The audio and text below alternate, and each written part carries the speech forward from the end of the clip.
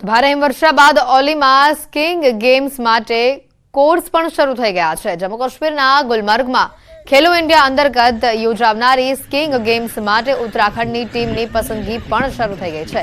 43 સભ્યોની ટીમમાં સ્કીઇંગ ખેલાડીઓ તેમજ ટીમના કોચ અને અન્ય સભ્યોનો સમાવેશ થાય છે। ખેલાડીઓ આ દિવસોમાં પ્રેક્ટિસ કરી રહ્યા છે। ફેબ્રુઆરીના છેલ્લા સપ્તાહમાં ગુલમર્ગમાં સ્ટીમ ગેમ્સનું આયોજન કરવામાં આવશે।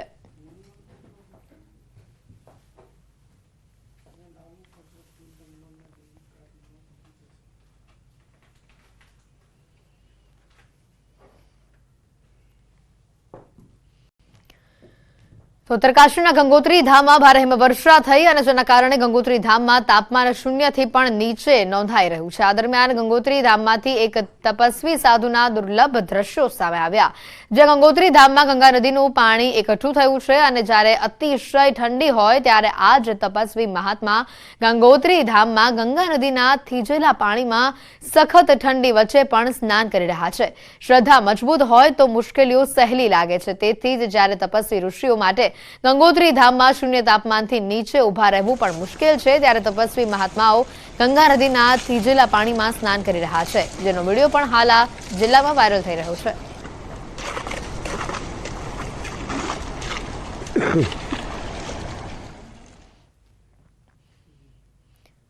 વધુ સમાચાર આવી રહ્યા છે વડોદરાથી। અધિકારીઓ અને કોન્ટ્રાક્ટરોની પોલ અહીંયા ખુલ્લી પડી છે। 15 દિવસ પહેલા બનાવેલા રોડને ફરી ખોદવાનું શરૂ કર્યું।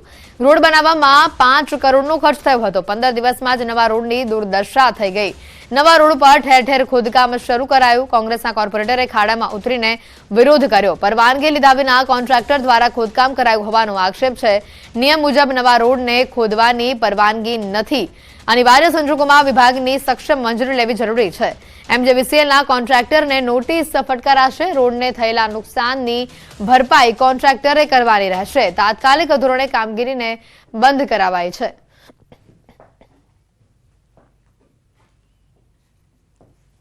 પંડ્યાપીરથી ફતેગંજ પોલીસ સ્ટેશનનો જે રોડ છે હમણાં જ પૂરો કરવામાં આવ્યો છે। ગત વર્ષે આશરે 4.5 થી 5 કરોડની અંદાજે પૂરો કરવામાં આવ્યો છે। હમણાં માધ્યમથી જાણવા મળ્યું છે કે ત્યાં ચાર્જિંગ સ્ટેશન માટેના એમજીવીસીએલનું કંઈ કામગીરી ચાલી રહી છે।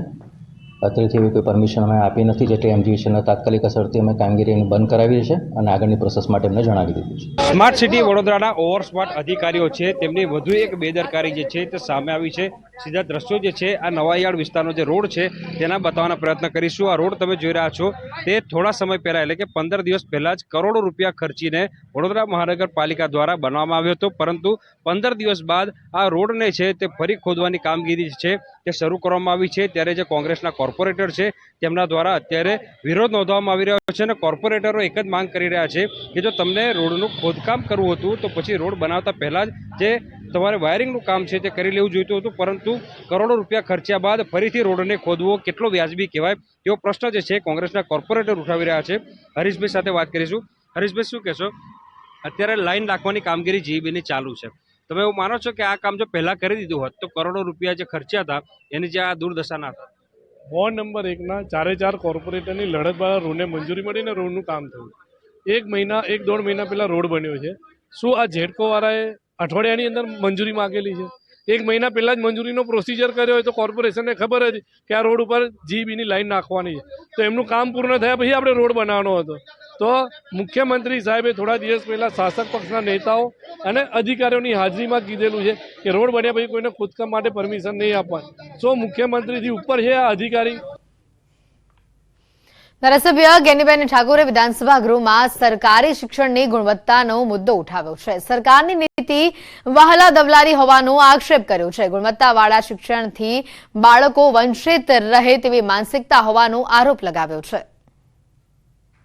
પ્રાઇમરી શિક્ષણ કે જે સરકારી શૈક્ષણિક સંસ્થાઓ છે એ સંસ્થાઓમાં ગુણવત્તાવાળું શિક્ષણ મળતું નથી। ક્યાંક ભૌતિક સુવિધાઓનો અભાવ છે, ક્યાંક શિક્ષકો નથી।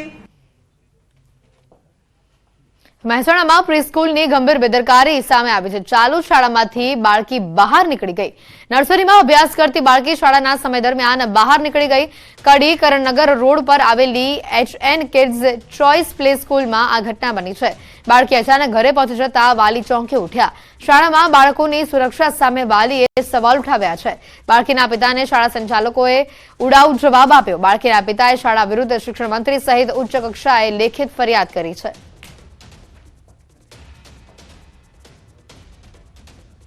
6 તારીખના રોજ મારી બેબી અચાનક ઘરે પહોંચી લગભગ એ 11:15ના ગાડામાં ઘરે પહોંચી. એનો છૂટવાનો ટાઈમ 11:15નો છે. તો મારી વાઈફનો ફોન આવ્યો કે આ કોની સાથે ને કેવી રીતના ઘરે પહોંચી. જો કે મારા બેન મૂકવા ગયા હતા એને કે ત્યાં સુધી આવી કઈ રીતના. તો મેં સ્કૂલમાં જઈને તપાસ કરી તો મને એવું જાણવામાં આવ્યું કે એ સ્કૂલમાં જ છે કે તમે એમને 11:15 લેવા આવજો. મેં કીધું ના, મારે લઈ જવી છે. તો સ્કૂલમાં એમને તપાસ કરી, સ્કૂલમાં એ મળી નહીં. તો મેં એમને હકીકત જાણ કરી કે મારી બેબી ઘરે પહોંચી છે, તમે ધ્યાન શું રાખો છો. અને સ્કૂલથી મારા ઘરનું અંતર લગભગ 600 મીટર છે. 600 મીટરમાં કંઈ અણબનાવ કે ખોટો બનાવ બન્યો હોત તો એની જવાબદારી કોની?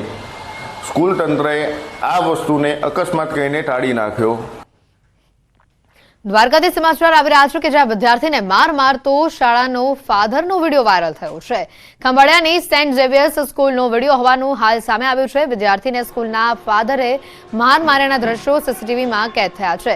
વિડીયો વાયરલ થતા શાળા પ્રશાસને મામલો દબાવવાની કોશિશ કરી અને માફીનામું આપી શાળા પ્રશાસને મામલો દબાવવાની કોશિશ કરી હોવાના પણ દ્રશ્યો સામે આવ્યા હતા. હાલ આ માફીનામું પણ વાયરલ કરવામાં આવ્યું છે.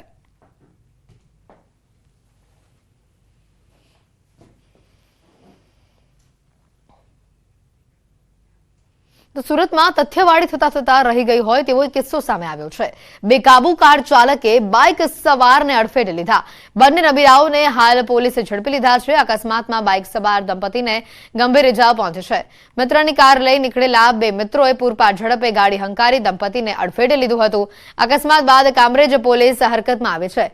આવા નબીરાઓ પોતાની સાથે બીજાના જીવને પણ જોખમમાં મૂકે છે.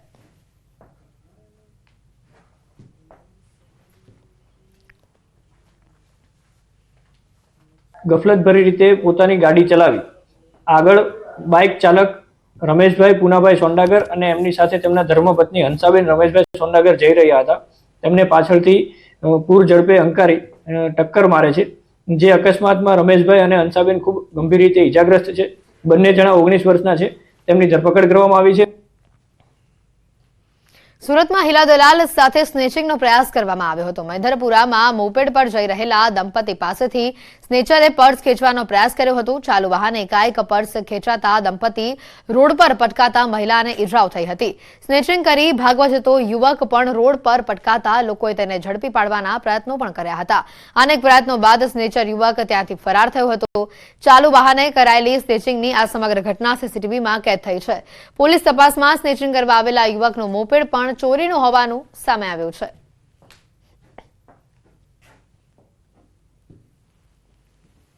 હું પણ બાઇક લઈને જતો હતો તો એણે પાછળથી મારા મિસિસને પાછળથી જેણે પાકેટ પકડી અને બરાબર એણે ખેંચ્યું એટલે એ પછી પડી ગયો એટલે એને ગંભીર ઈજા થઈ છે.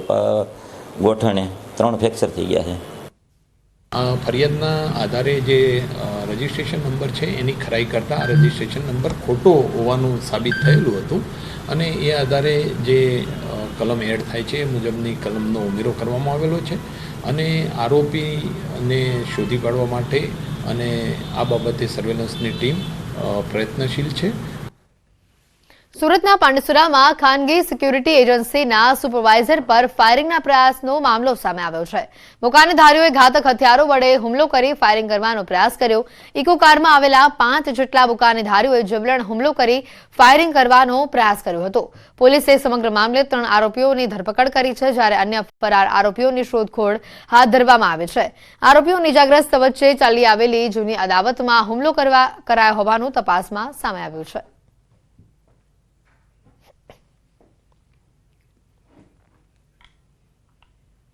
સુરતના ડિંડોલીમાં કારીગરે આપઘાતનો પ્રયાસ કર્યો બાદ બચી જતા લૂંટની ફરિયાદ નોંધાવી હોવાનું સામે આવ્યું છે. ભેદ ઉકેલાતા પોલીસે ફરિયાદીની ધરપકડ કરી છે. કારીગરે અંગત કારણોસર જાતે ગળું કાપી આપઘાતનો પ્રયાસ કર્યો હતો.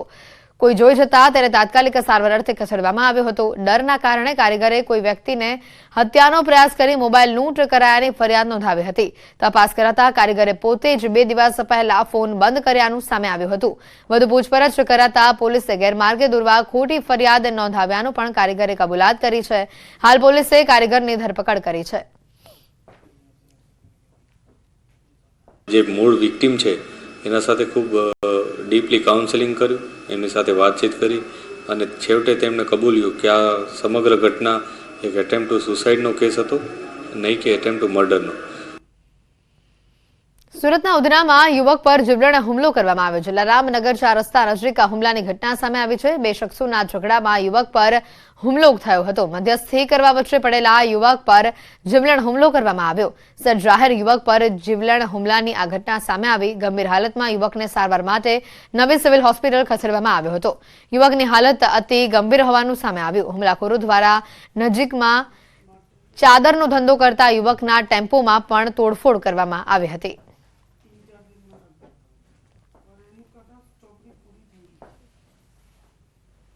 સુરત પોલીસને મોટી સફળતા મળી છે. કરોડોની છેતરપિંડી આચરનારા પોલીસના સકંજામાં આવી ચૂક્યા છે. પોલીસે નેમેશ ઠક્કરની ધરપકડ કરી છે. આરોપીએ કાગળના માલનો જથ્થો મંગાવી અન્ય જગ્યાએ વેચી છેતરપિંડી આચરી હતી. છેલ્લા 1 વર્ષથી આરોપી ફરાર હતો. પોલીસે બાતમીના આધારે વેશ પલટો કરી આરોપીને ઝડપી પાડ્યો. આરોપી અગાઉ કેટલા ગુનાને અંજામ આપી ચૂક્યો છે તે દિશામાં પોલીસે તપાસ હાથ ધરી છે. આ આરોપી પાછલા 1 વર્ષથી નાસ્તા ફરતા હતા અને આશરે રકમ 1 કરોડ 4 લાખની છેતરપિંડી કરેલ હતી. પોલીસે બાતમીદારો દ્વારા બાતમી મેળવી તેમને પુણે જઈ સ્વિગીની ડિલિવરી બોય બની અને એમની ખરાઈ હોવાની ખાતરી કરી પકડી પાડેલ છે. સેલવાસમાં દૂધની ચોરી સીસીટીવીમાં કેદ થઈ છે. દુકાનની બહારથી દૂધની થેલીની ચોરી, કેરેટમાં પડેલી દૂધની આ યુવક ચોરી કરતો નજરે પડી રહ્યો છે. ગાયત્રી મંદિર નજીક આવેલી દુકાન બહારની આ ઘટના છે. વહેલી સવારે બાઇક પર 2 યુવકો દૂધની ચોરી કરવા પહોંચ્યા હતા. સેલવાસમાં દુકાનની બહારથી દૂધની થેલીઓની ચોરીની ઘટનાઓ વધી રહી છે, જેમાં વધુ એક ઘટના પ્રકાશમાં આવે છે. દુકાન બહારથી દૂધની ચોરીના લાઈવ દ્રશ્યો સીસીટીવી કેમેરામાં કેદ થઈ ગયા હતા. સેલવાસના ગાયત્રી મંદિર નજીક આવેલી એક દુકાનની બહાર વહેલી સવારે દૂધની થેલીઓ ભરેલા કેરેટ પડ્યા હતા. રોજિંદા કામ પર દૂધના કેરેટ વહેલી સવારે આવેલા દુકાનની બહાર જ રાખવામાં આવ્યા હતા અને જોકે છેલ્લા કેટલાક સમયથી કેરેટમાંથી દૂધની ચોરીની ફરિયાદો પણ વધી રહી હતી.